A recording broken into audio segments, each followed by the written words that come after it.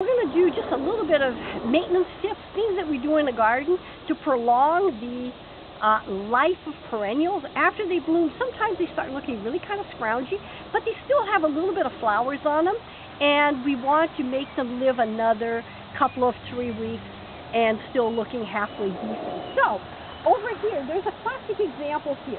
Now, this plant is starting to look really bad.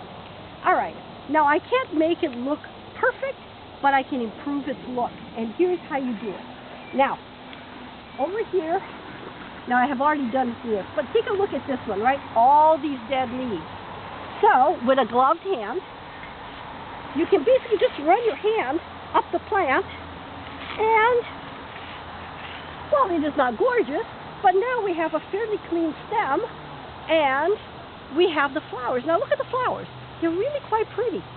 So they're probably worth keeping for another week or two. So why not let people see them, enjoy them. And so, with a gloved hand, just run your hand all the way up. Now, you of course have to wait until the leaves are really almost ready to fall off. Of course, it doesn't really work much earlier in the season, but it does really quite well.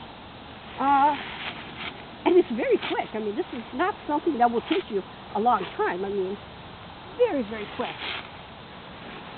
So, whoops. Let's get rid of those couple. So, well, it may not be perfect, but I do think it's an improvement.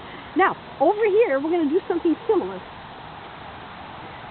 Peruvian lilies. It's a lovely plant, but after a while, the stems that have bloomed they all flop over and they lie on the ground and they're brown. So, again, with a gloved hand, fairly easy to pull the dry stuff out. And if you get an occasional live one, that's not the end of the world either. But when you're done, you will have extended the life of your Peruvian lilies another few weeks, and maybe another 2 or 3 weeks, before you have to remove, of course, all of them. But it's very quick to do, and it makes a really big difference in the appearance of your garden. So,